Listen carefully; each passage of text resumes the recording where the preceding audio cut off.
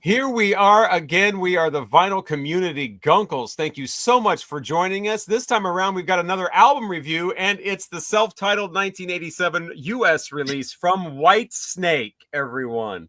Whitesnake, everybody. Yeah. I chose this record for everybody to listen to and review. We are the Vinyl Community Guncles. I am Robert Fithen, along with Mike from Hub Tunes, Richard from Calvin Wazoo, and ladies and gentlemen, the real star of the show, it's Daisy from Craig's Vinyl Plethora. She's being very, like... rambunctious. Mm-hmm. So who is first to review... I believe I Whitesnake. Mike. I think I am first.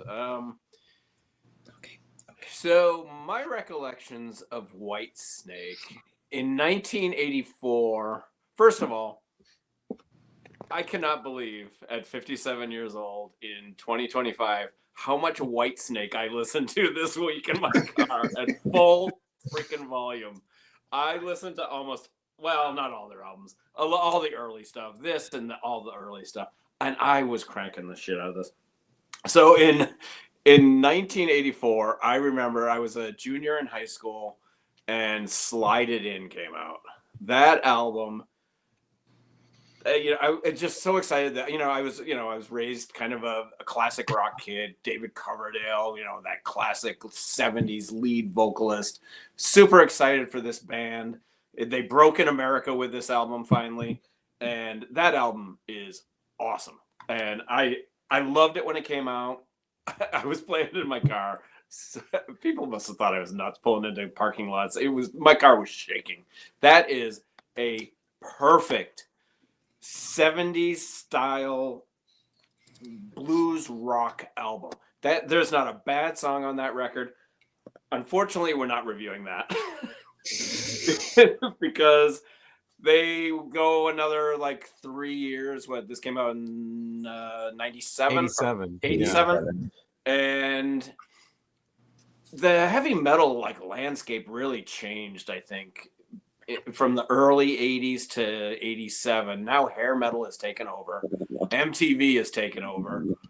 The classic, Ozzy's still doing his thing and stuff, but it really changed. Now they got this album. It's highly produced. Now they got recognition. They got money backing them. I don't know how many of these songs they actually wrote. Or people wrote them for them. I didn't go that deep. Crying in the Rain, the opener, it's fine. Bad Boys, I kind of liked. Still of the Night, I still love that song. That's a really great song. I really still enjoy that song. And I remember hearing it the first time and thinking, oh, they're back with another great album. And then Here I Go Again. Absolutely. I don't know. I hope everybody listened to the right version of Here I Go Again. The 1987 version. Well, it's the 87 one, but it's also the album version, not the single remix where it's got the keyboards in it going. I listened to the album. So no, this is the 87 version. It says. I don't know if that means it's the album version or the. Yeah. Well, anyway, and then This Is Love. If there's nothing I hate more, is a heavy metal band, a hard rock band, doing a ballad. And I'll blame Motley Crue for that stupid Coming Home song or whatever the hell. I'm on my way. Home, sweet home. That just makes me want to throw up. And This Is Love is kind of right there. I just don't. It's just not. I don't know. Didn't Scorpions do it? I love the Scorpions in that. Still Loving You. That was a great song. With that guitar in there. Wow. Yeah, the solo's good on that. Yeah. I don't know. Loving you. Please don't do that. Yeah, I just there's something about heavy metal bands doing ballads like that. It just doesn't work for me. It never has. Every rose has its thorn. I was just gonna say every rose has its thorn. Something to believe in. No. God. Yeah. And then it's a short. Well, there's 11 songs. Where did I end off? There's only 9. Yeah, it's only 9, but those are 2 extra ones that were put on the CD later on. Children of the Right. Night is pretty good. Straight for the Heart. Don't Turn Away. I didn't like. I don't like the production. I just. And then I played this a couple of times, and then I was like, okay, then I played Slide It In, and I love the rawness of Slide. I know I shouldn't be compared, but man, the rawness of Slide It In and the bluesiness, and there's so many great guitar riffs on Slide It In. I can't think of any real great guitar riffs on here. I mean, there's a couple, but every song on Slide It In is just raunchy guitar, and and obviously raunchy lyrics, given the title of the album. Maybe this is a little bit more mature for Whitesnake. It's their most successful album of their careers. Right. And good for them. They made a shitload of money. I don't know. It's just, I would always go back to Slide It In. So I'm going to give this 3.5 rainbows. All right. 3. Slide It In would be a 4.5 rainbow record. I don't really think they're that much. I mean, they're kind of different, but I don't really hear that much difference in them. I think you grew up with one and didn't grow up with the other one. Yeah, absolutely. Because by 87, I was in college. And, yeah, kind of. You're already on the college radio thing. I'm a junior in high school, and now I'm in college. Yeah, and that's two totally different situations. Absolutely. Yeah, just 3 years difference. It does make a big difference. But yeah, Slide It In, much better.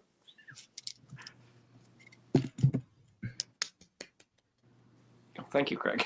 Well, Daisy, what do we have to say about Whitesnake? If she poops on you, I'm gonna laugh. Yeah, she gonna poop because she don't like it, huh? No. Okay. Whitesnake, 1987. I don't know. Crying in the Rain, it started. I was like, meh. And then the Bad Boys, I did enjoy the beginning. Ow, ow, woo! Whatever the fuck he was howling. Oh, oh. Yeah, what the hell? I didn't realize I don't think I'd actually ever heard Still of the Night. I knew it was a single, but listening to it, I was like, I don't think I've heard this song before, but I thought I did. That's good. I like it. I'm like, this is not the song I thought it was. Maybe I was thinking of In the Still. I was going to say the Five Satins. I don't know, but I mean, here I go again.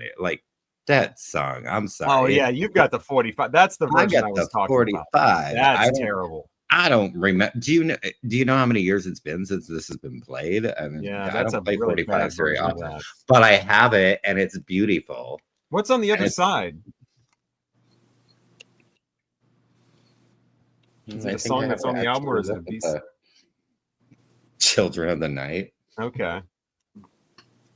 Well, that song is terrible.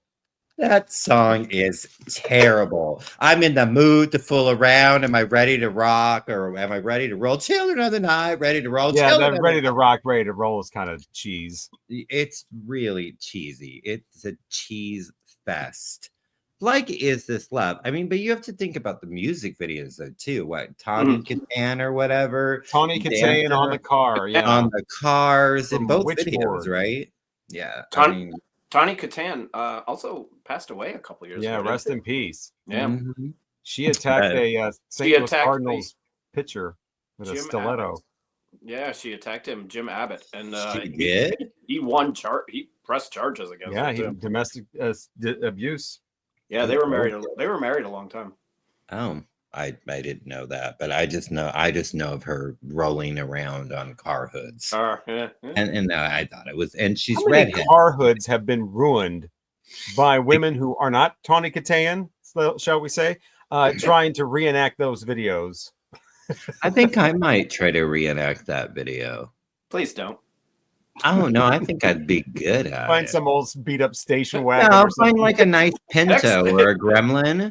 Some an inappropriate car. Yeah, like a Pinto or a Gremlin, or the Brady Bunch with the wood siding. That's what I said. Some old station wagon. Something really. What was sexy. that car? The Corvair, unsafe at any speed. The Griswold's car from Vacation. Yeah. Oh, yeah. I think a Gremlin would be really nice, though.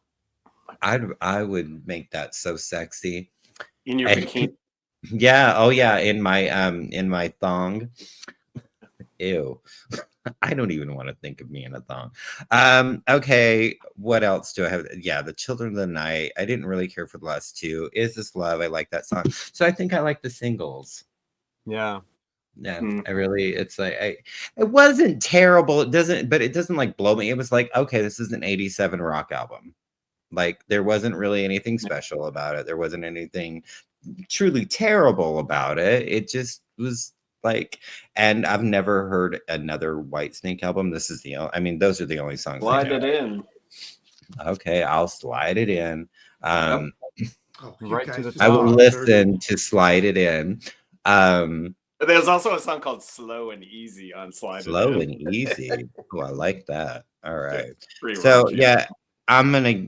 I don't really have a lot to say other than "Here I Go Again." It's just a great song. As long as it's great the album song. version, not that 45. Well, I don't know about that. I mean, I like the version I was listening to this last week, so that's fine. This is maybe not good, but the beautifulness is that I have that Children of the Night song, so I mean that's happy. All right, Three Rainbows. All right. Well, I was 29 when this album came out, so I was pretty established in the type of music that Poking a pipe and listening to jazz. Right. at 29, geez. But and at that time there were a lot of other bands releasing albums that were captivating my interest. I mean, REM had Document come out, and then Green was going to come out the next year. Diesels and Dust came out about that time. Depeche Mode, Music for the Masses came out at that time. A lot of good records came out in '87. Yeah. So and I was kind of into what was happening with those bands, and I was aware of Whitesnake, but at that time, even at that time, they really didn't appeal to me. So when I approached this, I said to myself, okay, Rich, listen to this with the mind of a 14-year-old. All right, because as that's a time period when your music, a lot of musical attitudes and likes and dislikes are being formed, in your middle teens. And when I did that, I could picture myself really liking this music. And not that it's going to change my final score, but, I was able to listen to it and go, yeah, I could, some of these songs, I could see myself at that time or at that age really, really digging it. And then, kind of moving on, I guess, maybe from it. So, like the first song, Crying in the Rain, is a good rock opener, really kind of kicks in. But yet at the same time, it's a good example to me how a lot of the guitar solos are really predictable in sort of their presentation. You get that finger tapping, style, which a lot of guitar players were doing. I mean, although the innovation for that was a lot earlier with Eddie Van Halen, and even Frank Zappa was doing something like that a lot earlier, although he learned it from one of his drummers. So by the time this is out, I mean, a lot of the metal bands were doing that finger tapping kind of thing, and a lot of them were also, in my view, technically highly skilled while they were doing it. They were definitely good at it, but it kind of lacked any soul. It was just very technical performance in a lot of cases. Now, that wasn't the case entirely in this album. There were some parts in here that were really strong. Although there was a part of, I think it's the Crying in the Rain song. Looking at my notes here, yeah. it kept reminding me of this other song, the melody. And it took me a while. I think it was about the third listen that I finally went, oh, this melody is almost identical to Toto's Hold the Line. And, that's where I kept hearing, part that. You'd listen to it again and see if that happens to you. Maybe it won't. Bad Boys is a good example of the guitar solo, as if you ever watched the movie Amadeus, and they criticized Mozart for playing too many notes. That's kind of how that song struck me. But nonetheless, picturing myself as a teenager, I could see myself really getting into that song. Not that it would necessarily, again, carry on for a while, but then we get to Still of the Night. Mike had mentioned this. I really like this song. This is a fucking good song. I like this rocker. I like the way it opens about him sniffing around at your door. Because, I'd be sniffing around some people too about that time. And this is just such a good song. The guitars have this edge to them that doesn't really happen in any of the other songs. They get killer tone out of it. And then there's even this kind of almost drone-like sound that the guitars bring into the song. And then that little break toward the end or in the middle is really quite cool too. And then the way they bring it all back together, for finishing the song. That was definitely, for me, the highlight of that album. I know I would have really loved it as a teenager, and I still really like that song. That is a really, really good one. We got Here I Go Again. It's a radio hit. It's not bad. Again, thinking of myself as a teenager, I would probably, like it. But it's got there is that guitar solo where there's like this little short cadenza-like thing, which is really nice. I think it's a really nice touch to the song because it's short. It's not like some of the other songs where they're going all over the place for like extended periods. That short little like arpeggio or cadenza or whatever it is that he does with the guitar, it's short and it's, to me, just really appropriate for the song. But it's still kind of, it's just, it's a radio hit.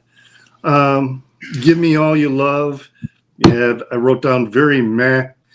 And the rest of them, Is This Love? That's another radio hit. It's all right. Again, as a teenager, I would probably, and I might be singing along with it or something like that. But a lot of these, they didn't have staying power in terms of, going on.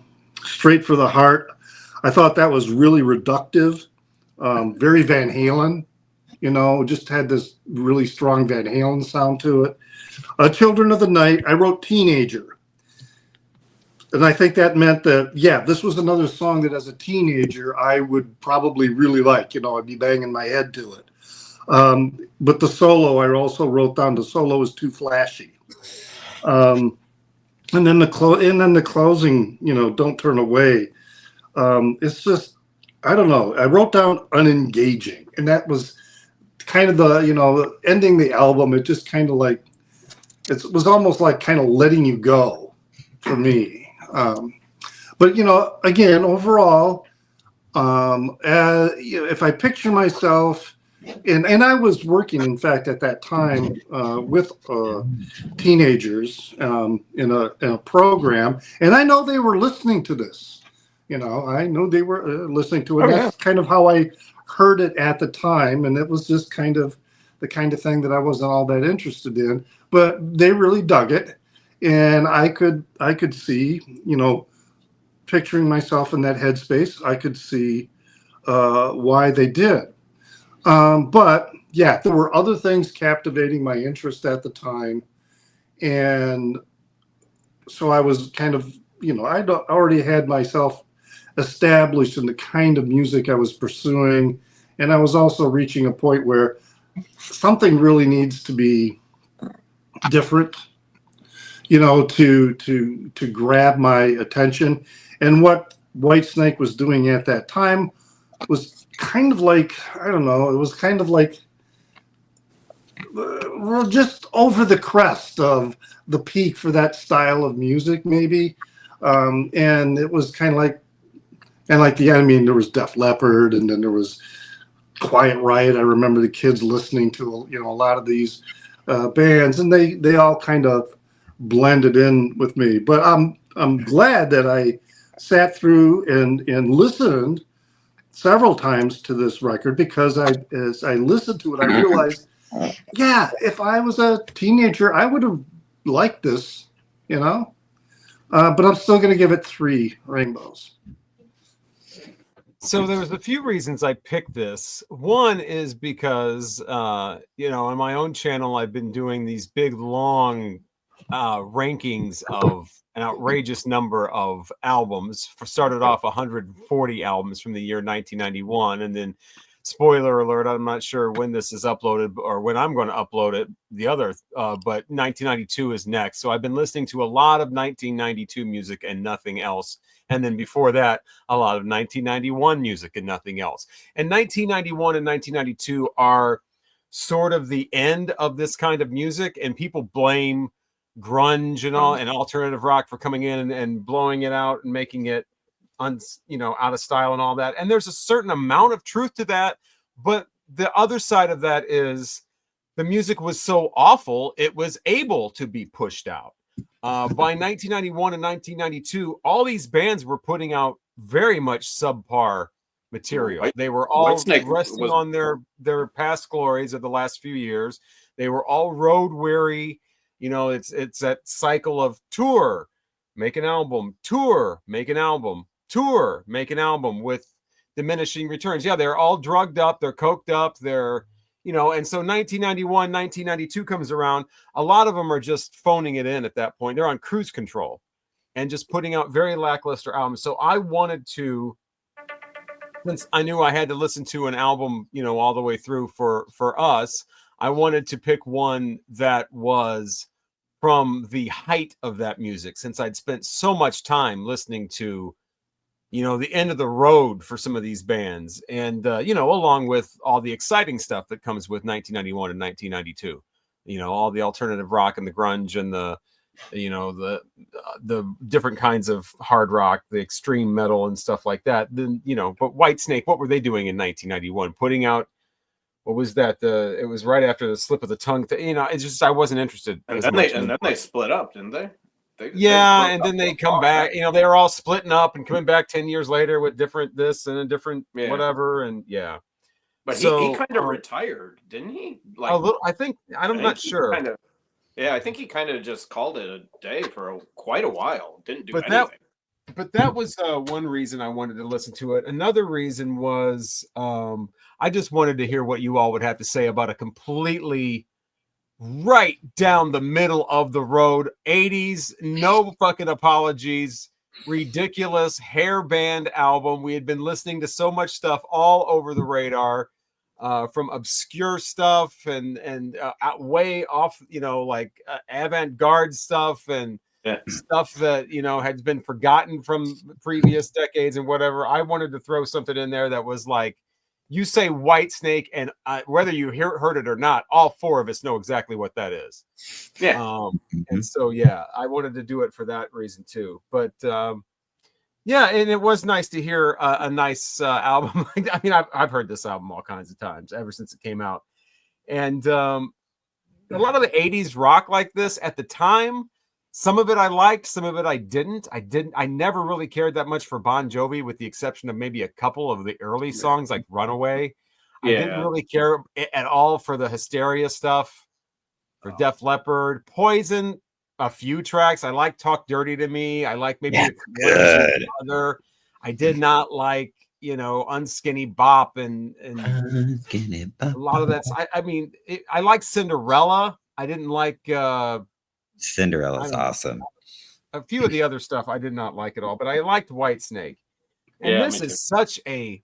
I worked in a strip club for a while too, back in the 90s. This is a And this strip club album, I mean, you could play any of these in that club. I love the Yeah. sexiness of this album. And like you were talking about before, Tawny Katane on the car, everything is just so fucking sex on here. And you haven't lived until you fuck to Still of the Night. But anyway, it's a nice I long guess I song. haven't lived. Goes Yeah. through this Spin little slow around. part, and it goes like Richard was saying, it comes back again, just like you can do all kinds of fun things with that. And then here, that's like everybody's saying, that's the best song on the album. And the way that that thing starts, with the guitar sound like somebody doing a ripcord on a lawnmower or something, or a motorcycle like rev or something like that. One of the best beginnings of any of these hard rock songs I've ever heard. I mean, what a just like damn. But great. That song is a 5-star song. But this starts with Crying in the Rain, which it doesn't start off with the best song, so they kind of lead you into it. Crying in the Rain has a great beginning too. This dude's on here. Oh, what? No. Oh, then and just David Coverdale's voice. I mean, he's like Robert Plant, in the 80s, basically. He's just taking the torch from Robert Plant and doing that overly passionate, I don't know about overly, but extremely passionate blues rock kind of, I mean, that's a voice right there. And you can tell from listening to earlier stuff before the technology comes in that there's not a lot of, I mean, and hearing them live too at the time, there's not a lot of trickery going on like there is with like Def Leppard and some of those other bands where they're just drowning in this sheen, processing. Bad Boys, it's interesting that you two at the bottom here said that you like that a little more. I didn't. No, I didn't like that. The least favorite song here. Compared to everything else. I just liked the ow ow ooh. The song is terrible. That thing is just absolutely loaded with cliches from the beginning. I mean, there's a lot of cliches right from the title. But I mean, we're bad boys out wild in the streets and paint the town or whatever. He did like 7 in a row. John Bon Jovi's like, damn, that's a lot of cliches. But I'm not a big fan of Bad Boy. I mean, it's okay, but just they just say ow ow ooh with the sayings. Still the Nights after that, and then Here I Go Again. I've always liked the album version. The 1987 album version. There's like 4 versions of that song. First of all, that's a song that they had on an earlier album that is a different recording altogether and different lyrics slightly. Instead of saying like a drifter, I was born to walk alone, he says like a hobo, I was born to walk alone. Oh. And people kept thinking he was saying like a homo, I was born to walk alone. So he changed it to drifter for this new version. Oh, well, I am like a homo born to walk alone.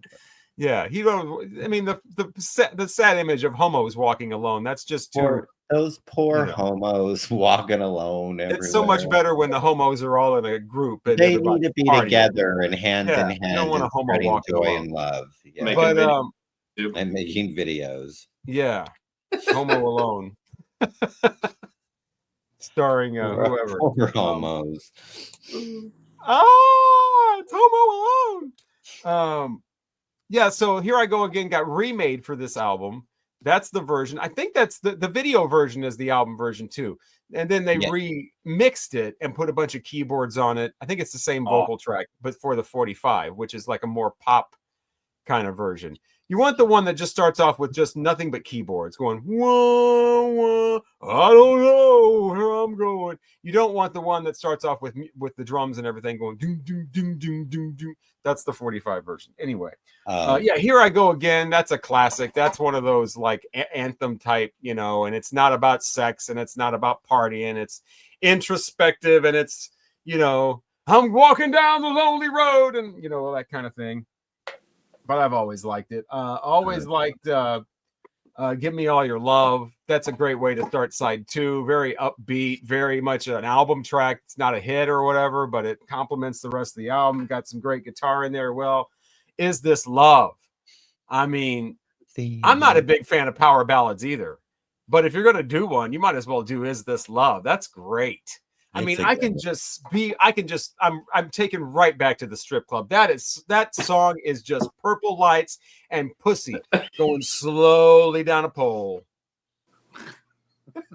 And businessmen everywhere.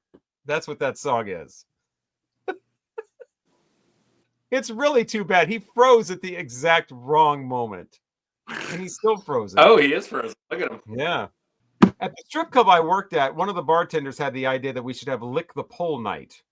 And guys could come up and drop dollars and they get to lick the pole. And we found out that is actually a violation of a health code.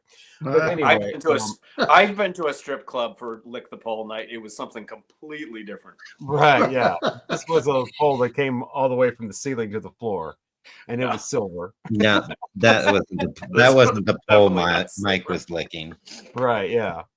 I think that was your own little private promotion. Oh, wait. That was last week. Never mind. What were we talking about? Children of the Night. That's another. I mean, that's a pretty good one too. And then it kind of, Richard's right. It lets you. It's like a plane landing. The end of this album with Straight to the Heart and Don't Turn Away. All of a sudden, these different kind of keyboards come in, and they're kind of like, like pop, like new age type keyboards. And yeah, it slows everything down. It lets you down easy. They had they got to fill out the album. They've got a couple of tracks, so let's put these at the end. But you can't, go wrong with the first 7 songs on here. I mean, Bad Boys is kind of silly, but yeah, David Coverdale's voice, the whole production of this sounding completely 1987. Oh, yeah. It really is a time, a place, an energy, a feeling, a mood, an atmosphere. It is all in this album. And that cover, too. Yeah, it's a great cover. Looking like some kind of a thing where, you've stamped it sealed with wax or something. That looks like that could be anything. That could be a death metal album. That could be like some sort of Celtic thing. That could be, oh yeah, the Chieftains. It could be the Chieftains. Right, that's what I'm saying. It could be any of that. It could be a history. The somebody doing a play on whatever the what are those things called? The festivals with the turkey legs and whatever. Renaissance Festival. Yeah, could be something out of one of those. But yeah, I will definitely give this. What do I want to give this? I don't know if I want to give it the half or not. I don't know. It's got the 2 at the end, and it's got the 2 at the end. I don't know if I want to give it the half. It really doesn't matter in the long run. Well, I want to be, appropriate. I will give it, it's got still, I'll give it 4.5 rainbows. Okay. Wow. And what was Richard's? 3. 3. 3. Okay. Well, I forgot to mention too that Ainsley Dunbar was drumming on this album, and he came in later. He got fed up with Journey, I guess, and then he joined them, and he's a good drummer. He was solid. Right. Still working today, I believe. This is one of those digital recordings too, I think. I don't see the code on here anywhere, but I remember seeing a Tom Petty documentary where they were somebody was talking about, down the street, the studio had gone fully digital, and it just had like 3 different slides on it. And it was all digital, and they were making a Whitesnake album, and I think it was this one. Well, there was a release that was a direct metal mastering.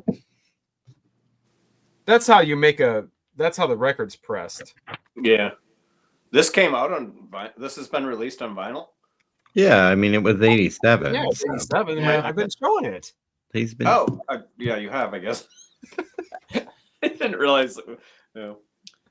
Because they didn't stop making records until like 92 or whatever. They still were making some records, but yeah, we'll get to that soon. Talking about records and CDs coming up, but first we have to find out what album we're listening to next. It was kind of also kind of I think it could be an interesting conversation. It's terrible. It's only 6 songs. It's only 36 minutes long. Well, that's 6 Maybe minutes everybody's long. heard it. It's an EP, apparently. We are going to be listening to the Village People Cruising.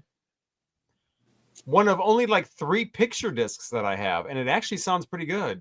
Really? Dude, that's the best Village People album. Spoiler It is alert. the best Village People album. Oh, But yeah.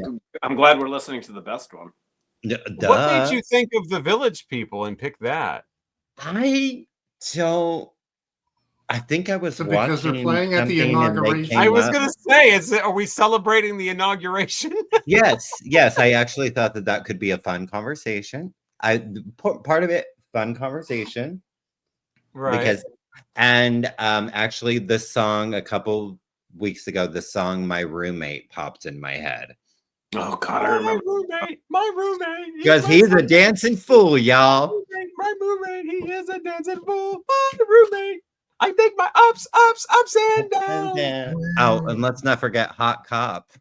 Hot Cop is the best song on. I don't know what the best song. They're all. I mean, YMCA, the Hot best. Cop, and I'm a Cruiser are all 3 tied. I remember I'm a Cruiser. Well, now too. we've already done our review. Yeah. Wow, that's all right, exciting. Village Craig. People Cruising. Village People. And That's I coming up just on the next thought it album would review. be You don't want to miss really that. easy. Really easy. If you have that on CD, the best thing to do, any Village People CD from the time is play the first second of each track and just skip. They all start exactly the same with the exact same drum thing. But anyway, we are the Vinyl Community Guncles. That is coming up. So is we're going to review, or maybe we already did, the music of 2001. We don't know. A Space Odyssey. We're talking about music, whether you want it on record or have you given up records and gone back to CDs. What would make you go back to CDs? Did you ever give up CDs? That is all coming up and so much more. We are the Vinyl Community Guncles. I'm Robert Fitton, along with Richard at Calvin Wazoo. Craig's Vinyl Plethora. Mike at Hub Tunes. hopefully we'll talk to you again soon. Yeah.